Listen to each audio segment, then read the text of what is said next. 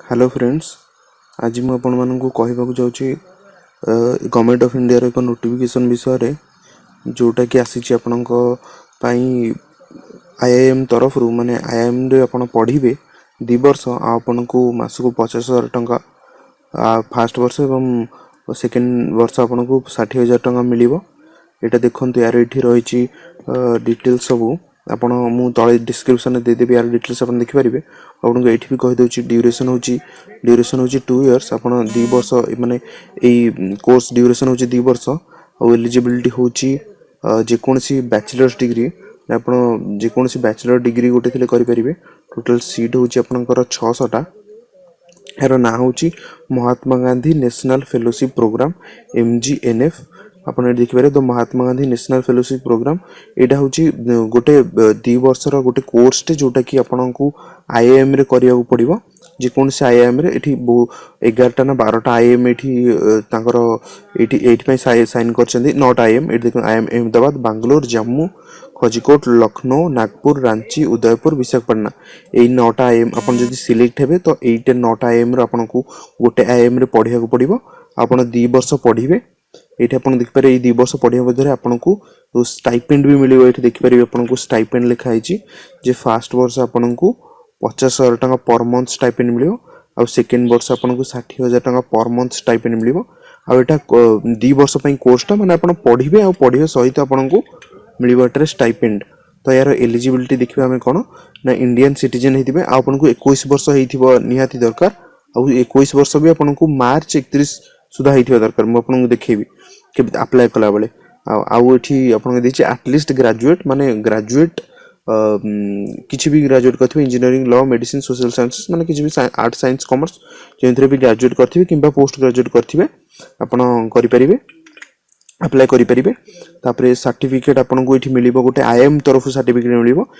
MGNF is certificate programme is publicly एटा होछि आपन को पब्लिक पॉलिसी और management offered by host IIMs माने आईआईएम रो आपन को सर्टिफिकेट मिला। हम भाई परथि आईआईएम केते बड़ इंस्टीट्यूशन हम इंडिया रो बहुत बड़ आईआईएम माने आपन बहुत बड़ इंस्टीट्यूशन सेठी आपन को सर्टिफिकेट मिलिबो।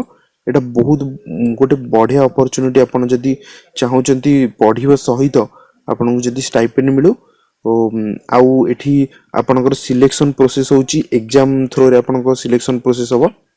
एग्जाम माने आपनकर सेम सिलेबस रहइबो जोटा कि प्राय गवर्नमेंट एग्जाम रे रहउची। सिलेबस आपनकर रहइबो मैथ, रीजनिंग, जनरल नॉलेज आउ इंग्लिश ए चारटा आपन रहइबो। 100 टा क्वेश्चन हबो। 100 टा एठी आपनकर जहां भी असिस्टेंट आपन पचारि परबे 100 टा क्वेश्चन रहइबो। सेठी आपन 100 टा क्वेश्चन रो आपन को कट ऑफ जिवो। तो टोटल आपनकर देखिबे 606 टा सीट अछि। 606 टा सीट अछि जोटा कि आपण माने इंडिया ऑल ओवर इंडिया रे 606 रैंक भीतर आपण को आनिबार अछि। एथिरे किछि रिजर्वेशन किछि सेमति एथिरे नाही। एठी आपण प्रोग्राम स्ट्रक्चर आपण को मु देखै परिबी। एक second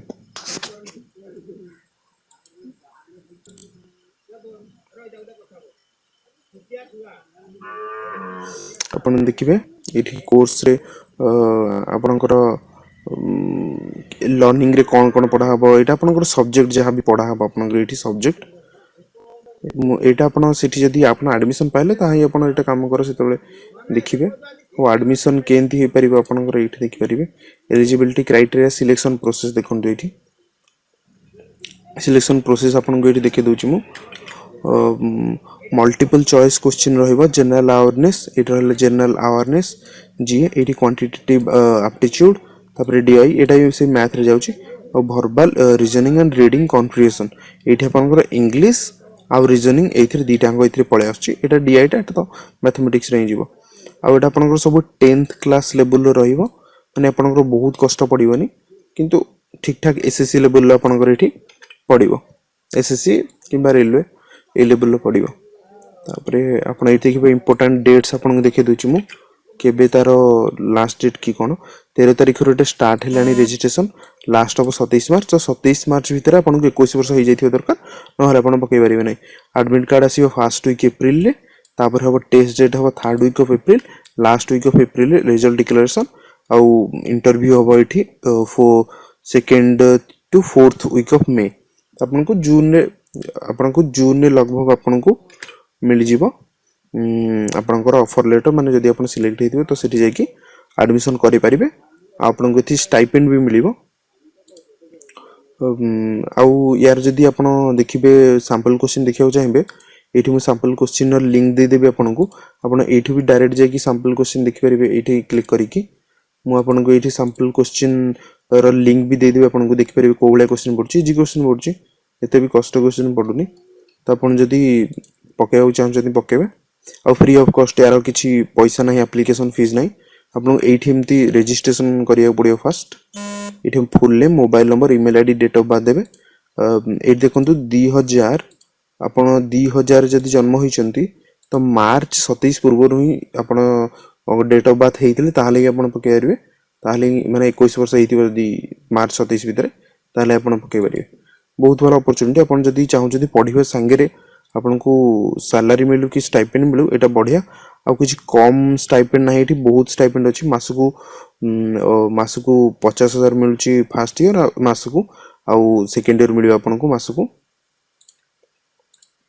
60,000 thank you video T को लाइक शेयर एवं सब्सक्राइब करिवे आपण यदि कोन डाउट अछि तो कमेंट सेक्शन में पचारिवे।